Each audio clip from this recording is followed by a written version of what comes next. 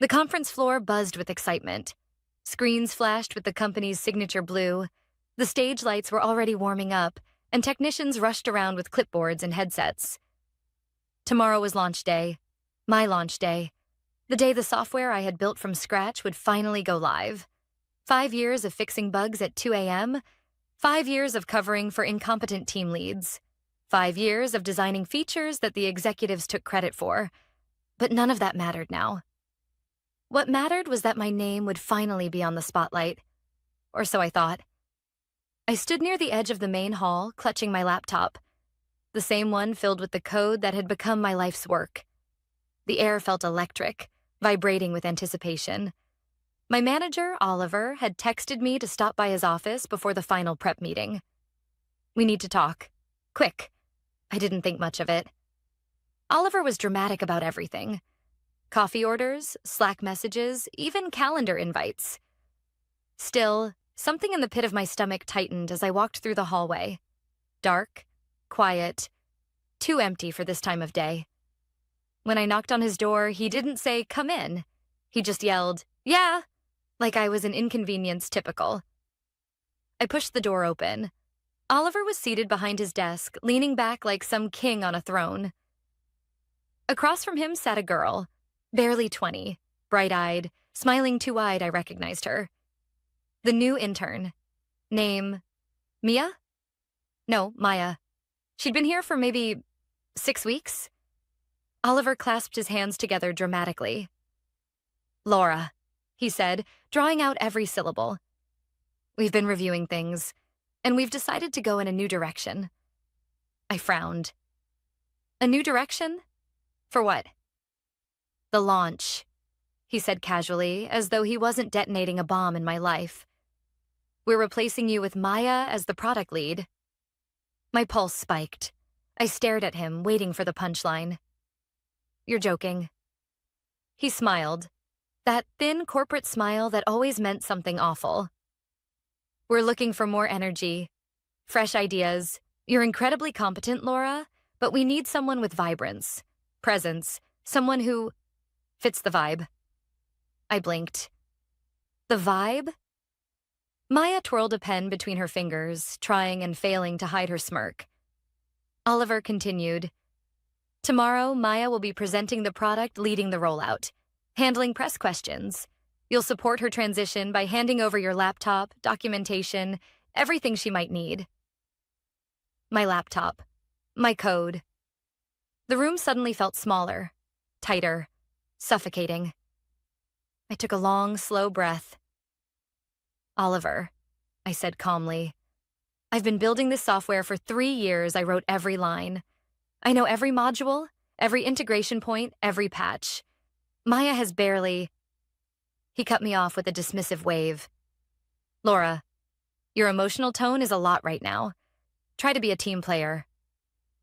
Emotional tone, team player, all the corporate gaslighting greatest hits in one sentence. I looked at Maya.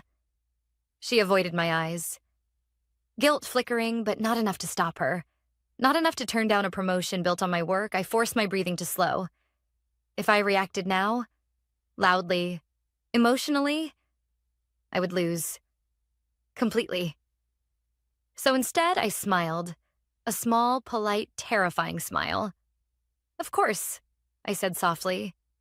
"If that's what the team needs, I respect the decision." Oliver's eyebrows shot up. He hadn't expected that. People like him never expect quiet women to have sharp edges. I opened my laptop, typed a few things, closed it, and placed it gently on his desk. "Good luck tomorrow," I said, handing it to Maya like a gift. "Truly." Oliver beamed, relieved. Maya mumbled a thank you. What they didn't know, what they never bothered to ask, was that the code they had been bragging about for weeks was still operating under my private license. The company had access, but they didn't own it. They thought they did, of course, because Oliver never reads the fine print and legal never bothered to ask for a formal transfer of IP rights. I had waited for them to treat me like a human being. They didn't.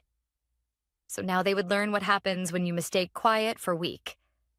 As I stepped out of the office, the air in my lungs felt lighter, cleaner. I walked past the conference hall again, watching the screens flicker with promotional teasers. The entire company was counting down the hours to launch day would be fun. Very, very fun. Because tomorrow the world, and Oliver, would discover just how costly it is to underestimate the wrong woman. The morning of launch day felt strangely calm. Too calm, like the stillness right before a storm breaks.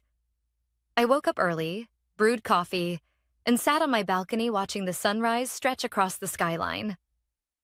The city looked peaceful. My mind didn't. Today was the day they'd stand on that stage, smile for the cameras, and pretend the product was theirs. Today was the day Oliver would introduce his brilliant young prodigy, and Maya would take credit for 3 years of work she could barely navigate without Google. But today was also the day everything would catch up with them. Still, I felt no rush, no panic, no guilt. Just clarity. At 8:15 a.m., my phone buzzed. A message from Rachel, my closest colleague, the only one who had ever actually seen how much work I did. Rachel, are you coming to the launch? Me, no why? Rachel, you won't believe the chaos here. I'll call you in a minute. Chaos? Already? I set down my coffee just as Rachel called. Laura, she whispered, as if hiding in a supply closet. No one knows where anything is. Oliver somehow thought Maya could walk in and magically understand your entire system. She's been product lead for less than 24 hours and she's already crying in the restroom. I let out a breath I hadn't realized I was holding. Didn't they have my documentation? That's the problem, Rachel said. Your documentation is connected to your private repository. They didn't realize until this morning the system is asking for your credentials. I closed my eyes, exhaling slowly. Of course it was. It is freaking out, Rachel continued. They're telling Oliver someone needs to contact you immediately. A small, cold smile curled on my lips. And has he? There was a pause. Not yet. He's trying to fix it internally. Typical Oliver, too proud to admit he'd made a mistake, I thanked Rachel and hung up. I could have reached out. I could have offered help. But something inside me, something that had been crushed for years, finally stood up and said, no, not again. Around 10 a.m., I turned on my TV and switched to the live stream of the launch. The stage was bright, polished, packed with reporters and investors. The giant countdown clock behind them read 00, 59:42, less than an hour to go. Oliver walked onto the stage, microphone clipped to his suit, grinning like a politician during election week. He started with his usual speech. Inspirational cliches, dramatic pauses, exaggerated confidence. But underneath the smile, I could see the tension in his jaw. His eyes darted to the side screens a little too often. Something was wrong. Good. Maya appeared next, shaky smile, notes clenched in her hands. She started presenting the product overview, trying to sound polished and assured. But her voice kept wavering, cracking in places she hoped no one would notice. 20 minutes in, Oliver gestured for the technical demo to begin. This was it. The main screen behind them flickered, loading the interface. A loading icon appeared, then a message. License invalid. Ownership verification required contact. L. Hartman, developer license holder. The room froze. The audience murmured. Cameras zoomed in. Oliver's face turned a shade of red I had never seen before. He rushed to the podium, covering the microphone with his hand, hissing something at Maya. She looked like she might faint. Reporters began whispering. Investors exchanged anxious looks. Someone in the front row started filming the error message with their phone. I watched calmly from my couch. On screen, Oliver attempted to improvise. Just a small technical hiccup, nothing to worry about. The screen flickered again. Access denied. Missing authorized credential system locked at 10:27 a.m. by primary developer. The audience erupted into chatter. Rachel texted me instantly. Oliver is sweating. It is running around like their shoes are on fire. This is wild. Another message followed. People are asking who the primary developer is. Oliver is trying not to say your name. He didn't want the world to know the truth, that the company was launching software they didn't legally own, that they had pushed out the one person who actually understood it. The live stream abruptly cut to a technical difficulties screen. My phone buzzed again, this time with a call from an unknown number I didn't answer. Seconds later, another call. Then another. At 10:41 a.m., a text appeared. Oliver, we need to talk, now. I stared at the message for a long moment, feeling the weight of 5 years settle into a single breath. Then I typed, I'm busy. Good luck with the launch. I hit send. And for the first time in years, I felt powerful. The afternoon unfolded in waves of ringing, buzzing, and vibrating chaos. My phone lit up with missed calls faster than I could swipe them away. Unknown numbers, company lines, even Oliver's personal cell. I didn't answer a single one. Instead, I sat at my kitchen table, eating leftover pasta and watching notifications pour in like I was observing someone else's disaster, not the one I had quietly engineered. At 12:03 p.m., Rachel called. She didn't even say hello. Laura, it's bad. I raised an eyebrow. Define bad. She took a shaky breath. It says they can't legally troubleshoot anything because the license isn't the company's legal is losing their minds. Investors are demanding an explanation. And Oliver? She hesitated. I've never seen him like this. A small part of me, a part I'd buried under years of being polite, accommodating, and quiet, felt a spark of satisfaction. What happened after the live stream cut? I asked. You want the short version or the dramatic version? Give me the truth. Rachel exhaled. They tried to hack into your account. I froze. They what? Oh, don't worry, she said quickly. Security flagged it immediately. The company could get sued just for attempting it. Legal shut it down before it got too far. I rubbed my forehead. They're unbelievable. That's not even the worst part, Rachel continued. One of the investors, the big one, Dawson Capital, demanded to know why the company doesn't own the product's IP. Someone in the back accidentally mentioned your name. You should have seen the looks on their faces. I blinked slowly. That wasn't an accident. She hesitated. No, I don't think it was. Silence stretched between us for a moment. Are you okay? Rachel finally asked. I nodded even though she couldn't see me. Yeah, for the first time in a long time? Yeah. She let out a breath of relief. Good, because they're going to come crawling, Laura. They're desperate. As soon as we hung up, another text appeared, from one of the senior engineers, Jonas. I had no idea they were doing this to you. If you need a reference or anything, I'm here. Then another. Emily. Just watch the recording. They're screwed without you. And another, dev team group chat. Guys, we messed up. We should have backed you. I stared at the messages, feeling something complicated move inside me. It wasn't vindication. It wasn't anger. It wasn't even pride. It was recognition. The realization that people had seen more than I thought they did. Around 1:20 p.m., my doorbell rang. Twice. 3 times. I walked to the peephole and sighed. Oliver. He stood there sweating through his designer shirt, tie pulled loose, hair messy. A man who'd been humbled by reality. I opened the door just enough to look at him, not enough to let him in. Laura, he said, breathless. We need to talk.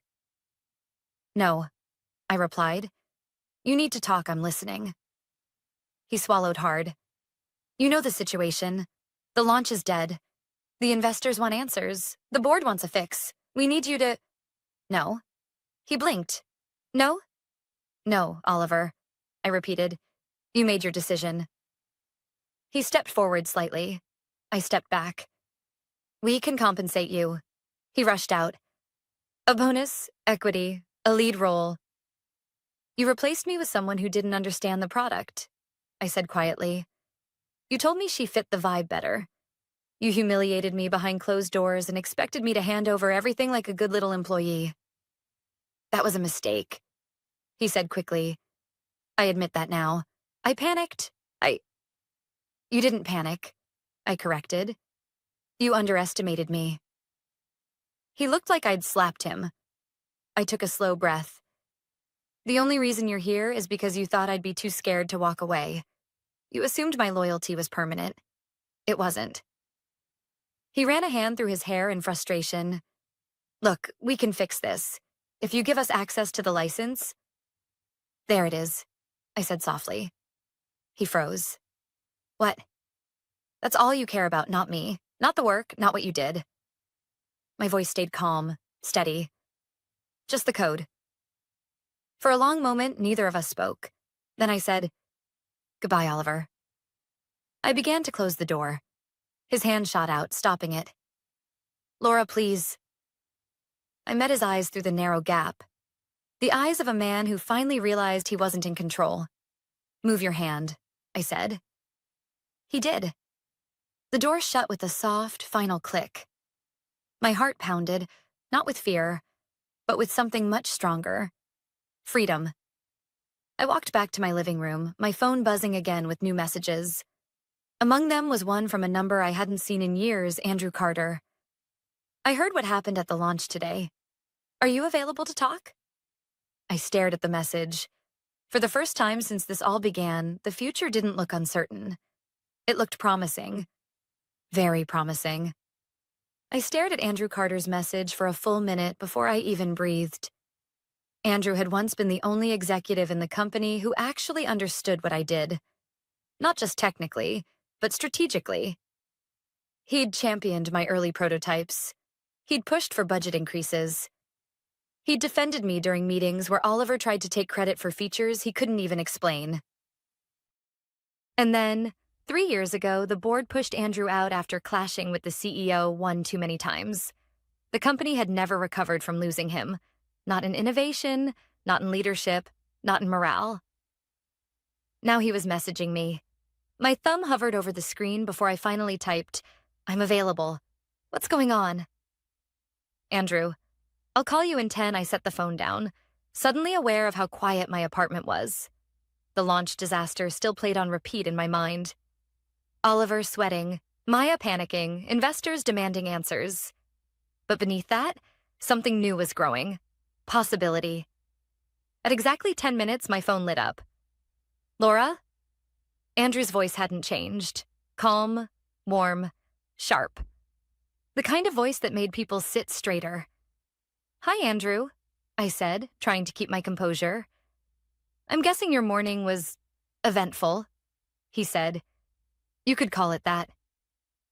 He let out a breath that sounded halfway between a laugh and disbelief. I saw the clip online. My phone hasn't stopped ringing investors, reporters, former colleagues.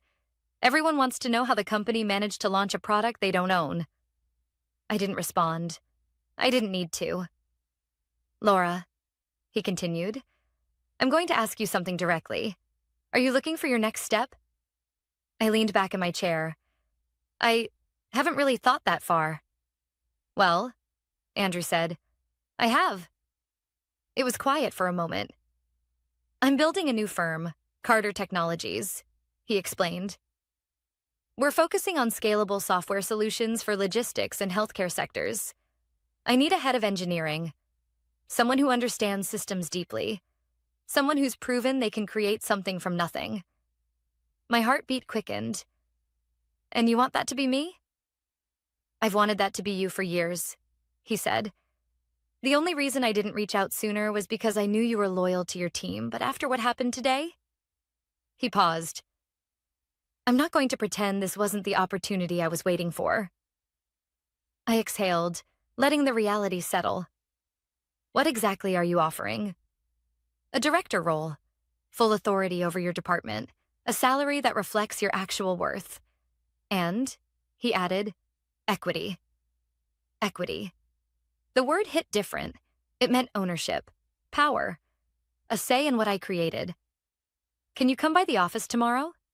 Andrew asked. I want to show you what we're building." I didn't hesitate. "Yes, I'll be there." After the call, I sat quietly for a while. The room felt lighter somehow, like the air itself had shifted. It wasn't just that someone wanted me. It was that someone saw me around 3 p.m. Rachel texted. Update. The board called an emergency meeting. Oliver looked like he was about to pass out. Me. Anything on the product? Rachel. They're considering scrapping the whole launch. Investors are furious. Honestly, it's a meltdown. I typed a quick reply, but before I could hit send, another text came in. Rachel. Also, people know you didn't sabotage anything. Word is spreading fast. Folks are saying the company pushed out the person who built the entire system. Kinda proud of you. A strange mixture of sadness and gratitude washed over me. I had spent so long feeling invisible there. I never expected anyone to defend me after I left. By early evening, I decided to take a walk. The air was crisp, the sidewalks busy, the city humming with life. I let my feet take me wherever they wanted. A quiet park near the water, I sat on a bench, watching waves hit the rocks. For the first time in years, I wasn't thinking about deadlines, bug reports, or Oliver's condescending tone. I wasn't dreading Monday mornings. I wasn't bracing myself to be overlooked again. I was thinking about tomorrow. A new company, a new role, a new beginning. And in that quiet moment, I realized something important. Something I wished I had understood years ago. Sometimes the universe doesn't push you out of a place because you're losing something. Sometimes it kicks you out because you're finally ready for something better. I looked out at the darkening horizon, my reflection wavering on the water's surface. Tomorrow, everything would change, and for once, the change would be on my terms. I arrived at Carter Technologies the next morning with a strange mix of confidence and disbelief. The building wasn't flashy or towering like my old company's headquarters. It was modest, 3 floors, glass entrance, modern interior. But something about it felt alive, purposeful, like a place where things were built, not stolen. Andrew met me in the lobby. He looked energized, almost younger than I remembered Laura, he said warmly, shaking my hand. Welcome. He gave me a tour. Open workspaces filled with actual collaboration, whiteboards covered in real ideas, not corporate buzzwords, and a small but passionate team that greeted him like they genuinely liked him. We ended in a quiet conference room. This, he said, sliding a folder in front of me, is the official offer. I opened it. A director title, A competitive salary, actual leadership authority, and significant equity. Real equity, not the fake promises my old company dangled like a carrot. I met his eyes. Andrew, this is generous. It's what you're worth. He leaned forward slightly. I'm not hiring you for what you did at your previous company. I'm hiring you for what you can build here. Those words settled deep in my chest, grounding me in a way I didn't expect. Before I could respond, my phone buzzed with a call from Rachel. I excused myself and stepped into the hallway. Rachel? I answered. Oh my God, Laura, you need to hear this, she said, breathless. The board just finished their emergency meeting. And? They fired Oliver. I froze. Already? He tried to blame the whole thing on you, she said. Claimed you sabotaged the launch out of revenge. IT and legal shut that down immediately. They told the board the system error wasn't sabotage. It was negligence. On his part. Of course it was. Rachel continued.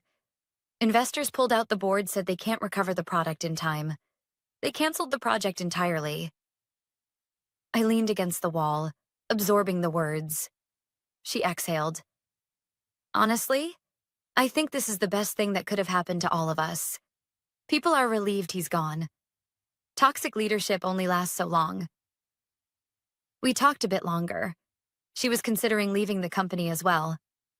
Then hung up.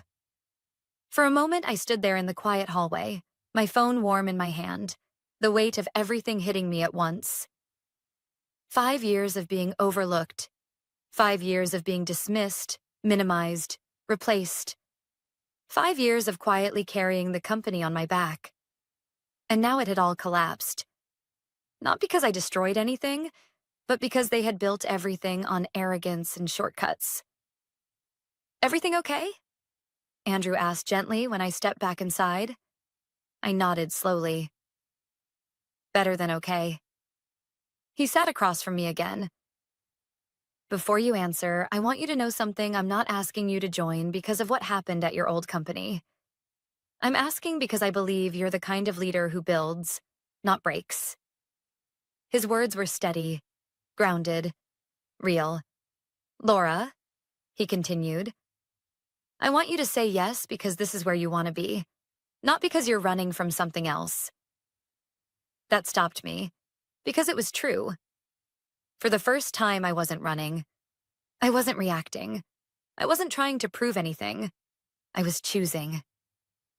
I closed the folder, slid it back to him, and smiled. "I accept." The relief on his face was genuine. "Welcome to Carter Technologies," he said. We shook hands, and just like that, the future shifted. That afternoon, after my onboarding and introductions, I stepped into what would now be my office. A smaller space than the corner rooms executives fought over, but with a window overlooking the city and enough room for everything I needed. As I placed my bag on the desk, my phone buzzed again. This time, from an unknown number, but I didn't need to open it to know exactly who it was. I read the message anyway. "Oliver, I heard where you ended up. You could have fixed things here. You chose to burn bridges." "Oliver, I hope it was worth it."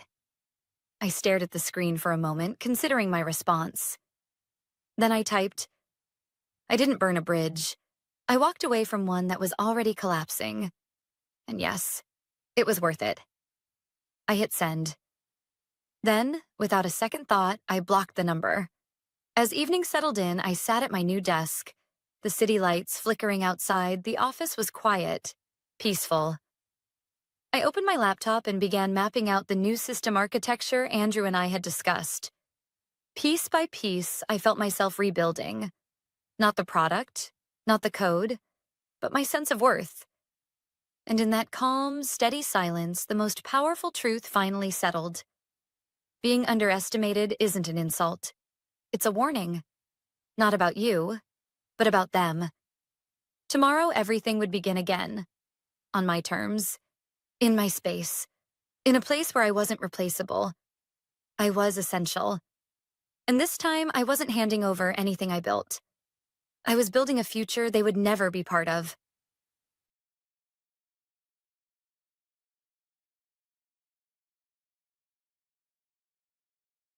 Apologize or leave. Those were the exact words the CEO, Mr. Beaumont, said while staring at me across the polished glass conference table. His son, Ethan, lounged in a chair beside him like a bored prince waiting for someone to kneel. My hands were folded calmly in front of me. My heart wasn't calm, but I refused to let either of them see it. And all I said was, "All right." Ethan smirked like a child who'd finally gotten his favorite toy taken away from another kid. Mr. Beaumont blinked, surprised I didn't argue. He expected negotiation. Or begging. I gave him neither. He cleared his throat as if regaining control. "Since you understand, consider this your final warning. You will apologize to Ethan for failing to follow through." I didn't fail to follow through. I cut in, voice steady. I refused to approve an unbudgeted vendor contract without proper documentation. That's policy, not disrespect. His jaw tightened. Ethan leaned forward. "See? She's doing it again. She thinks she knows more than me." I didn't respond. Arguing with someone who confused ego with competence was pointless. Mr. Beaumont locked his gaze on me again. 2 week suspension, without pay. You'll return once you've apologized and recommitted to proper professional conduct." There was a moment, one sharp still second, where everyone waited for my reaction. I nodded once. Understood. That wasn't the reaction they were prepared for. Ethan straightened, his smirk fading just enough to betray confusion. Mr. Beaumont looked almost disappointed, like a man robbed of the dramatic power struggle he rehearsed. "Is there anything else?" I asked. He waved his hand. "We expect you back on the 16th. I stood, gathered my notes, and walked out. Not fast, not flustered. Controlled, silent. But every step felt like shedding weights I had carried far too long. My office had been my second home for 4 years. Floor-to-ceiling windows overlooked the Chicago skyline. My walls held frame certifications, awards, and thank you cards from project teams I had led through chaos and impossible timelines. This wasn't just a job. I had built entire departments, systems, procedures, things that kept the company running smoothly while others collected credit. Ethan wasn't one of those others. He collected power, and his father handed it to him wrapped in gold. 3 days earlier, Ethan had demanded I approve a vendor invoice triple the agreed amount. No documentation, no justification, no discussion. Just do it. When I asked for a breakdown and contract versioning, he stormed out and filed a complaint claiming I was blocking innovation. I didn't think he'd take it this far. But deep down, maybe I always knew something like this was coming. People like Ethan don't hate competence. They fear it. And fear makes them dangerous. I packed slowly. Not because I needed time, but because I wanted clarity. Every award I pulled down reminded me of working 70-hour weeks while Ethan posted rooftop cocktails on social media. Every manual, every blueprint, every signed-off approval reminded me I wasn't lucky. I was necessary. My email pinged. James, lead project manager. "What happened? Ethan's telling people you're suspended." Maya, senior analyst. "Please tell me there's a misunderstanding." Alex, compliance. "Do you need support? I'll testify if necessary." My throat tightened. Not with sadness, but with recognition. People had noticed. People cared. Not about drama, about integrity. I silenced my phone and kept packing. My resignation letter took 12 minutes to finalize, not because I didn't know what to say, but because it needed precision. No emotion, no accusation, just truth. A clock ticked somewhere in the office, the first time I'd ever actually heard it. Time felt louder when you knew you were done pretending. I saved the file, printed it, signed it. Then I paused.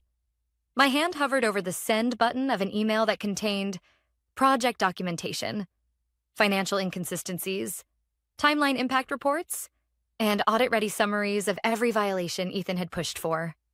Facts, no insults, no opinions, just receipts. Click, sent. The next morning, I arrived early, too early for witnesses. I placed the resignation letter neatly on my empty desk, locked my office door behind me, turned in my badge, and walked toward the elevator. The moment I stepped inside, the building felt lighter, as if the walls themselves knew something irreversible had shifted. By noon, my phone exploded. Calls, texts, emails, then one voicemail after another. But one message stood out. Not by tone, but by fear. "Kate, this is Robert from legal. Please tell me you didn't post the documentation. Call me back immediately." 2 seconds later, another voicemail. Another voice. Mr. Beaumont. His voice wasn't commanding anymore. It trembled. "Kate, we need to talk." And then the most satisfying pause. "Please." That was the moment I knew. This wasn't the end.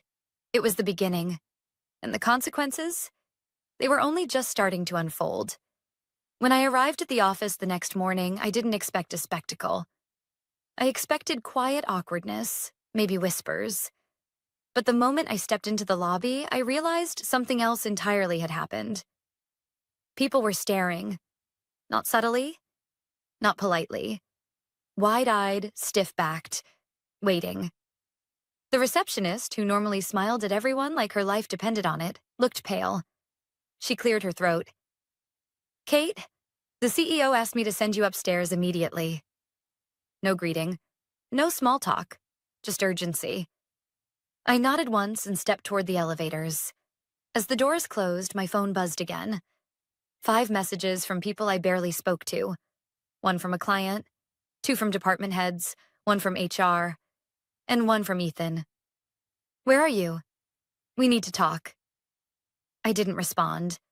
The doors opened to the executive floor, a place that usually felt tense from ambition, but today felt suffocating. Whispers stopped the moment I walked through. Someone hissed under their breath. That's her. Another murmured, I told him she wouldn't take it. I ignored all of it and made my way down the hallway. Mr. Beaumont was standing outside the conference room, not seated, not relaxed. Standing, pacing, jaw tight. The moment he saw me, his expression morphed into something between relief and anger. Kate, he said, we need to speak. Immediately. Behind him, the company lawyer, Robert, held a stack of papers and looked like someone had drained all the blood from his face. And next to him, arms crossed and eyes burning, stood Ethan. He looked different today. There was no smirk, no arrogance, only panic disguised poorly as rage. I walked inside calmly and took a seat. No one else sat. Mr. Beaumont exhaled slowly. Tell me you didn't send project documentation to clients and board members. It wasn't to everyone, I replied. Only to those directly impacted by decisions made without proper approval. Robert shut his eyes briefly like he was silently begging a higher power for patience. Ethan slammed his palm against the table. You went behind management. You tried to sabotage me. I turned my head and looked at him. Really looked. His anger wasn't leadership. It was fear. I shared factual project records. I said evenly. If those documents jeopardize your credibility, that isn't sabotage. It's transparency. Silence. A thick, trembling silence. Robert cleared his throat. Kate, the board is alarmed. 2 major clients have already requested meetings. 1 forwarded your documentation and asked whether they should begin transitioning their contract. I didn't flinch. I already knew. One of them called me last night. Mr. Beaumont scrubbed a hand across his forehead. Why would you do this? Why not come to me directly? I met his eyes, not with anger, but with exhaustion. I did, many times. I let the words settle. Slow, heavy, true. You dismissed every concern as resistance to change. You let Ethan push policies, contracts, and timelines without oversight. My job was to protect the company from preventable mistakes. And instead, I was punished for doing exactly that. His shoulders slumped just slightly. For the first time, he looked less like a CEO, more like a man realizing something he built was cracking. Ethan scoffed. Dad, she's manipulating this. No.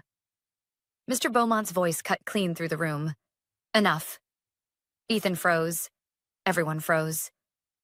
Mr. Beaumont looked at me again, expression harder now, but not cruel, calculating. What do you want, Kate? He asked quietly. It wasn't a question of negotiation. It was a question of admission. That he had lost control. That something irreversible had shifted. I took a breath. Nothing. I've already resigned. His jaw tightened. You are critical to ongoing operations. No, I said softly. I was critical. Past tense. Another silence. Longer. More tense. Robert finally spoke. Kate, legally speaking, since you resigned before any disciplinary action concluded, your contracts, including your severance clause and vested stock, remain enforceable. Ethan's head snapped toward him. What stock? My eyes flicked to him. He truly had no idea. Of how business works. Of how contracts work. Of how much I had built while he played executive. Robert continued carefully. Kate holds shares tied to departmental growth metrics. Based on current valuation, those holdings are substantial. How substantial? Ethan demanded. Robert didn't answer. I did. Enough that ignoring my warnings wasn't just insulting, it was financially irresponsible. Mr. Beaumont inhaled sharply. A man used to control. A man suddenly aware he didn't have it. He swallowed. Kate, please, come back to my office. Let's renegotiate. I stood, not abruptly, not dramatically, just done. There was nothing left to renegotiate. I walked toward the door. Before leaving, I paused and spoke. Not to him, not to Ethan, but to the room. To build something lasting, leadership has to be earned, not inherited. Then I walked out. No one followed. No one spoke. No one breathed. I expected silence after leaving the conference room. Instead, the moment I stepped into the hallway, someone moved toward me. It was Maya, one of the analysts from my team. Her eyes were glossy, her voice shaky. "Is it true?" she whispered. "You're really leaving?" I nodded. She swallowed hard, looked away, and then surprised me by pulling me into a hug. Quick, tight, like someone clinging to the last moment before things changed forever. "You were the only manager who ever listened," she murmured. "I'm sorry it ended like this." I rested a hand on her shoulder. "It didn't end," I said quietly. "It just changed direction." She nodded, though I could tell she wasn't convinced. When she returned to her desk, others stood and watched me walk away. Some with respect, some with regret. Others with fear in their eyes because they knew what my departure meant. There was no safety net now. Not for them. Not for the company. Not for the truth. By the time I reached the lobby, word had spread beyond whispers. The air felt electric, like the building itself was aware that something irreversible had happened. The elevator chimed behind me and I heard hurried footsteps. "Kate, wait." It wasn't a voice filled with anger or authority. It was tired. And strangely, human. I turned. Mr. Beaumont approached. No entourage, no lawyer, no Ethan shadowing him. Just a man, older than yesterday, shoulders heavier, eyes uncertain. "Walk with me," he said. A request this time, not a command. We stepped outside. The late morning air carried the smell of rain, cold but cleansing. Traffic hummed, indifferent to the power shift happening on the sidewalk. For a moment, neither of us spoke. Finally, he exhaled. "When I hired you," he began slowly, "I wasn't looking for someone agreeable. I wanted someone capable of stabilizing growth, someone smart. And yet," I said gently, "when I followed the policies you approved, I was punished for it." His jaw flexed, the reality settling deeper. "I trusted Ethan to grow into the role," he said. "I thought he would learn from people like you." "But he didn't want to learn," I replied. "He wanted authority, not responsibility." That landed, hard. He didn't argue, didn't defend his son, just nodded. There was a long silence before he spoke again. "I read your resignation twice last night," he admitted. "I kept waiting for anger between the lines. Accusations, bitterness." "There was none," I said. "Because I don't need revenge. I need distance." His expression twisted, regret sharpening every crease in his face. "Kate, I didn't realize how much you were carrying." "I know," I replied. "That's why I left." Something broke in his expression then. Not pride, not embarrassment. Something deeper. Recognition. For the first time, he wasn't looking at an employee.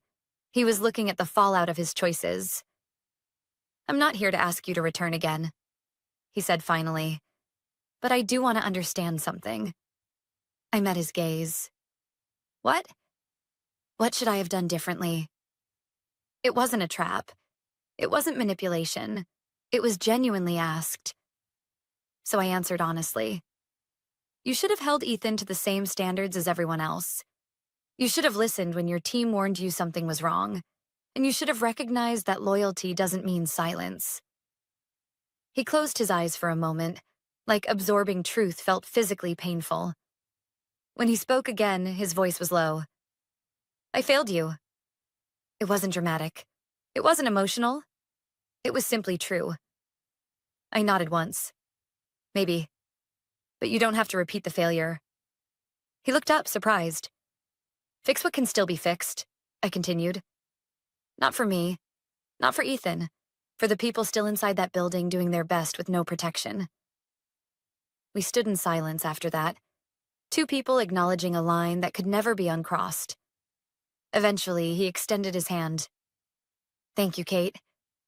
Not for leaving, but for finally forcing him to look at what he avoided. I shook his hand. Then I walked away. Not fast, not triumphant. Just forward. Halfway home, my phone buzzed, a number I didn't recognize. Normally, I would have ignored it, but something told me to answer. Hello? A woman's voice responded, calm and professional. Hello, Kate. My name is Olivia Martinez. I'm the Chief Operations Officer at Evercrest Dynamics. We received your documentation this morning, not through the company, but through a mutual contact. I straightened, pulse steady. Not anxious, just alert. We'd like to speak with you, she continued, about a position, or possibly a partnership. A beat of silence. Then, are you available this afternoon? For the first time since the suspension, I smiled. Yes, I said. I think I am. Because sometimes leaving isn't the end. It's the doorway someone else has been waiting to open. I spent the drive home rehearsing possibilities, not because I needed the perfect response for Olivia, but because everything felt surreal. Just 24 hours earlier, I'd been suspended, humiliated, dismissed as difficult. Now a major company wanted a conversation. When I arrived home, I didn't sit down. I paced, slow steps across my living room, letting the reality settle instead of rushing to react. At 2 p.m., I joined the call. The screen lit up with Olivia's face first. Sharp eyes, calm posture, the kind of presence that didn't need to demand respect. Seconds later, two more faces joined. A CFO named Marcus and their CEO, a woman named Eleanor Clark. No boardroom theatrics, no forced smiles. Just three people who looked like they understood competence. Eleanor spoke first. Kate, we'll be direct. We've seen the results of your work. We've reviewed your documentation, your compliance structure, and your implementation framework. It's rare we see someone combine technical expertise with leadership clarity. I blinked, unsure if I'd misheard. Ethan once told me I was too assertive to be likable. These people were calling that a strength. Marcus leaned closer to his camera.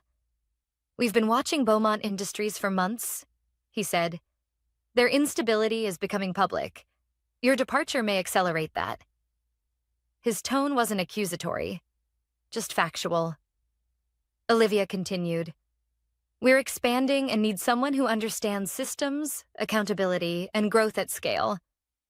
We're offering a role that aligns with how you operate. Chief Strategy Officer.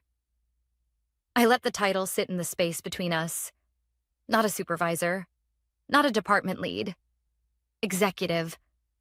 A position Ethan didn't even know how to spell. Eleanor spoke again, softer this time. You were punished for protecting a company that didn't protect you. We'd rather hire someone who understands the weight of responsibility than someone who wants authority for show. I drew a slow breath. Not because I was unsure, but because I finally felt seen. What would the timeline be? I asked. Eleanor smiled. We were hoping you'd ask. We'd like you to start in 3 weeks, if you're interested. My answer was immediate. I am. Her smile widened, not triumphant, just satisfied. We'll send a draft contract this evening. After the call ended, I sat in silence. Not numb, not overwhelmed, just steady. For the first time in years, my future wasn't tied to someone else's blindness. It was mine. That evening, as promised, the contract arrived. It wasn't a negotiation disguised as an offer. It was respectful, fair, and generous. I forwarded it to a lawyer I trusted, not the one Beaumont used, and closed my laptop. Just as I reached for a cup of tea, my phone lit up again. This time it was James. I hesitated before answering, but I did. His voice was low and strained. "Kate, do you have a minute?" "Yes." There was a pause. One long exhale. "It's chaos here," he said quietly. "Two board members resigned this afternoon. A client froze payments. HR is scrambling, and Ethan—" He stopped, as if searching for a polite version. I supplied one. "Is panicking?" A humorless breath escaped him. "That's the gentle version." I leaned against the counter. "How are you holding up?" The silence spoke louder than his answer. "I'm doing my job," he said finally. "But it's hard watching everything fall apart when it didn't have to." There it was, the truth underneath all of this. It never had to end this way. But ego destroys what humility could save. "You'll be okay," I told him. "You know the work. People trust you. Only because you showed them how to." His words lingered, unexpected, sincere. "James," I said softly, "you don't need me to make decisions. You've always been capable." He didn't argue, didn't deflect. He just whispered, "Thank you." Before hanging up, he added something else, quiet but heavy. "They're asking if you'll come back as a consultant. I told them not to call you unless they plan to listen this time." I smiled, not out of spite, but closure. "Tell them no." Already did. That small detail mattered more than he knew. Someone finally drew a boundary. Not because I demanded it, but because they understood why it mattered. Later that night, my lawyer called. "I reviewed the contract," she said. "This is an opportunity most people wait a decade for. They respect you. Accept it." "I will." "And one more thing," she added, her voice shifting warmer. "You didn't just walk away from a company. You walked away from a pattern. That takes courage." After the call ended, I stood by the window, watching city lights flicker against the glass. I'd always been afraid that leaving meant losing everything I'd worked for. I never expected leaving to be the thing that opened every door I'd been shut out of. And somewhere deep inside, a certainty settled. This was not the climax. This was the turning point. The part of the story where the person who was pushed aside finally takes their rightful place, not out of revenge, but out of undeniable worth. And the people who underestimated me? They hadn't seen the last consequence yet. Not even close. 3 months later, my life barely resembled the one I'd walked away from. My days were full. Strategy meetings, development planning, leadership discussions, not chaos, not politics. People asked questions because they wanted clarity, not ammunition. Respect wasn't demanded. It was embedded in the culture. At Evercrest, I wasn't tolerated. I was valued. Some mornings I still woke up expecting a crisis notification, a last-minute scramble, or an angry voicemail from someone who mistook entitlement for authority. But instead, I woke to quiet, to stability, to purpose. The kind that didn't require proving my worth every single day just to survive. It was a Friday afternoon when the past resurfaced. I was finishing a final review of a quarterly report when my assistant knocked gently.